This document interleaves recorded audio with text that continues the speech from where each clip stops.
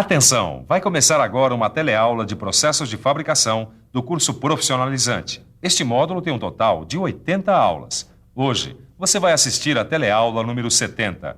Bons estudos!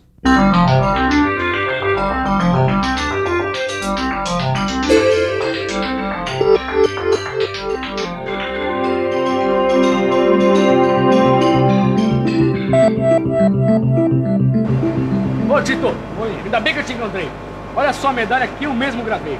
Nossa, Caio, como ela ficou legal, cara. Mas como é que você fez isso? Numa máquina especial, feita para gravações em metais, mas também dá para gravar em plásticos, acrílicos. Poxa, e onde é que você aprendeu tudo isso? Aquele estágio daquela indústria que eu te falei. Daqui a pouco eu te conto detalhe por detalhe. E para você também. A nossa teleaula de hoje é sobre o pantógrafo. Primeiro, você vai conhecer o pantógrafo usado em desenho. Depois, ver que o mesmo princípio é aplicado ao pantógrafo mecânico, máquina usada para fazer gravações em metais, plásticos e acrílicos. Vai ver também como essa máquina é montada e quais são os principais dispositivos que a compõem.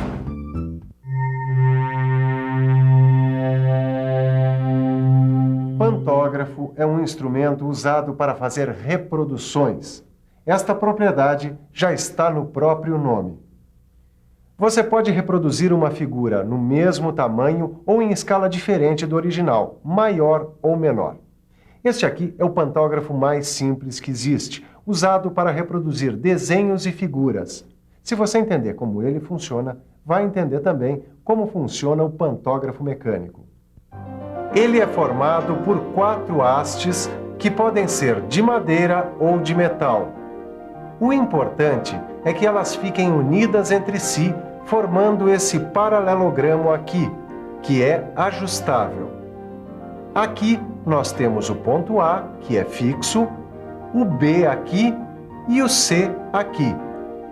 Esses dois são móveis. E na ponta do C, a gente põe um pedaço de grafite. Os 3 pontos devem ficar sempre alinhados.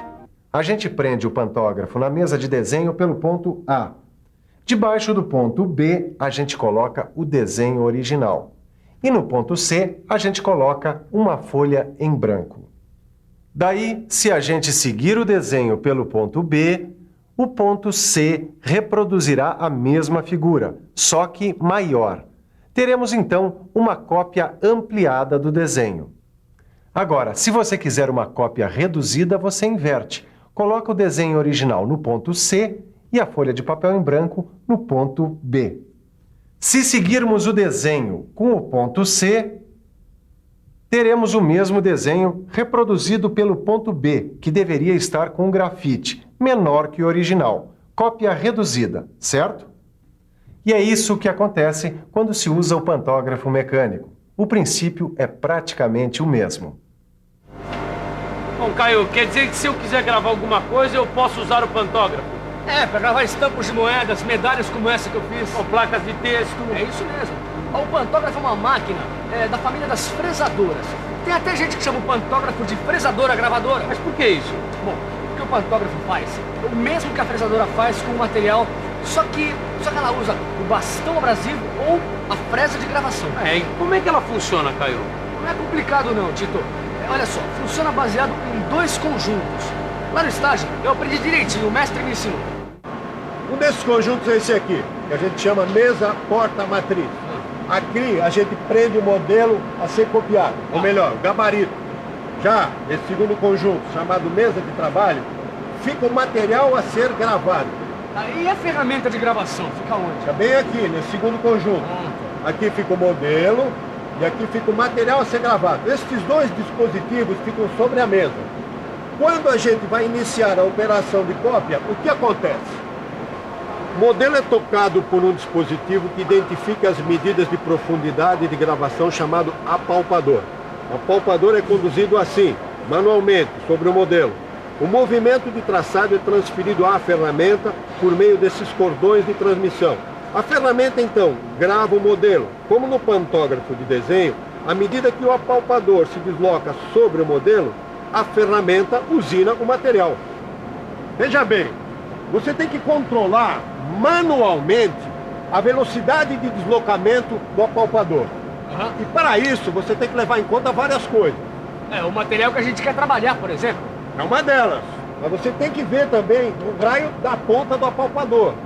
Qual é a forma do modelo. Esse trabalho não é executado de uma só vez. Normalmente, a operação é feita progressivamente até se conseguir a forma desejada. O pantógrafo pode copiar modelos em escala natural, quer dizer, do mesmo tamanho, mas pode reproduzir em escala reduzida ou ampliada. Os modelos também podem variar, podem ser de papel, formas de metal ou de plástico, como essas aqui. Podem ser planas ou volumétricas. O mais comum são as gravações feitas sobre superfícies planas, escrever o nome numa placa de metal, por exemplo. Mas você pode escrever esse mesmo nome em alto relevo. São gravações bidimensionais. Nesses casos, o braço do apalpador movimenta-se segundo os eixos X e Y. Você pode ainda gravar alguma figura com volume, que exija movimento do braço em 3 eixos, X, Y e Z. São gravações tridimensionais. E é claro que para cada tipo de gravação, existem tipos de pantógrafos mais adequados. Bom, conforme o trabalho a ser executado, você pode adaptar diferentes dispositivos ao pantógrafo. Como, por exemplo, aparelho divisor, mesa giratória, garras para fixação direta na mesa, morsa, placa de 3 castanhas e outros. Olha só, Caio, esse manual traz diversas ferramentas que podem ser usadas no pantógrafo. É isso mesmo. E olha só quantos formatos diferentes. Eles são escolhidos de acordo com o trabalho a ser realizado. O mestre lá no estágio mostrou como é que é. Precisa ver que legal, Tito. Primeiro, ele mostrou um pantógrafo bidimensional preparado para gravação em placas que trabalha em 2 eixos, X e Y. Depois, mostrou um pantógrafo tridimensional preparado para realizar um trabalho com muitos rebaixos e elevações. Nessa máquina, a ferramenta se desloca nos 3 eixos, X, Y e Z. Trabalhos realizados com pantógrafos são muito comuns no nosso dia a dia. É só a gente dar uma olhada em volta que nós vamos encontrar vários. Dá uma olhada, por exemplo, nesse escritório. O nome do departamento está escrito aqui nesta placa. Dentro da sala, a gente pode ver vários avisos gravados. Olha aqui a placa do chefe. Foi gravada em alto relevo. Para isso, pode-se usar um pantógrafo bidimensional. Comece a reparar à sua volta. Você vai surpreender com a quantidade de gravações que vai encontrar pela frente. A maioria é feita a partir de matrizes gravadas no pantógrafo. No caso de gravação de letras, são feitos cálculos precisos para que o processo dê certo. Levam-se em conta vários dados. Precisa ver o tamanho da letra a ser gravada e a espessura do traço. Ver qual a característica da letra. Ela é escavada ou em relevo? Depois, precisa-se considerar o material em que vai ser gravada. Escolher o dispositivo mais adequado para fixar o material. O apalpador também. Qual o melhor tipo? Também precisa determinar a inclinação da fresa. No caso de gravação de palavras, as letras são copiadas uma a uma. Parece complicado no começo, mas depois, com a experiência, você vai saber fazer todos os cálculos e definir todos os parâmetros necessários à operação. Agora, para gravar palavras em peças de plástico injetado, por exemplo, você vai ter que primeiro fazer uma matriz no pantógrafo. Mas como é feita essa matriz? Vamos pensar um pouco? Vamos pensar um pouco. Bom, para gravar as letras, o primeiro passo é a matriz. Essa matriz precisa ser invertida, como num carimbo. Deve ter todas as letras espelhadas em relação ao modelo. Assim, ao serem injetadas na superfície do material, elas podem ser lidas corretamente. Depois de prontas, a gente pode ver que a matriz e peça gravada se encaixam perfeitamente.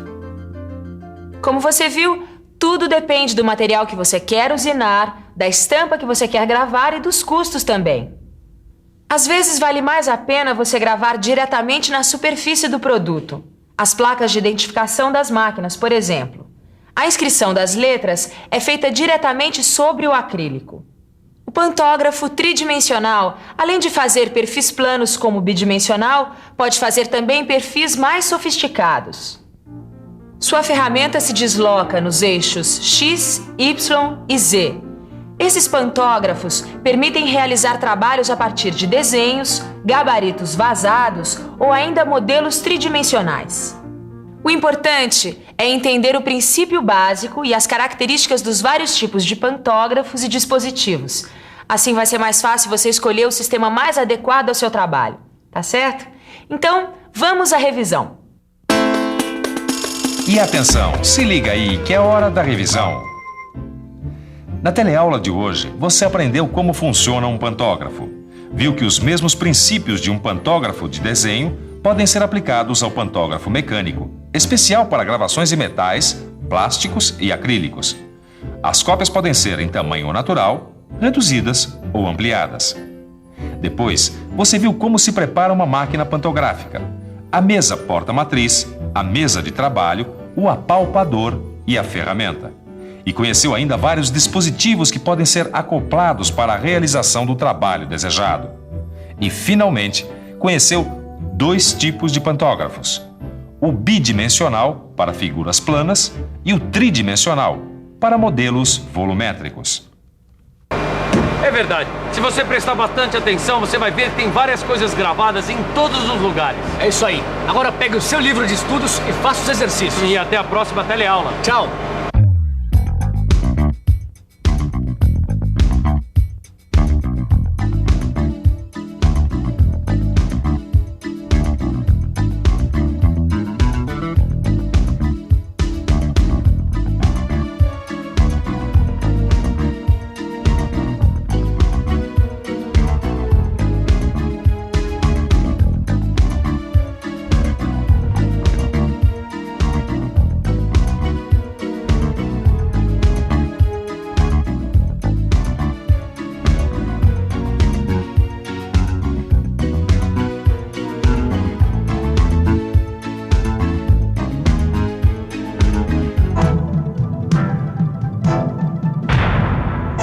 Telecurso 2000, um programa de educação do Sistema Fiesp e da Fundação Roberto Marinho.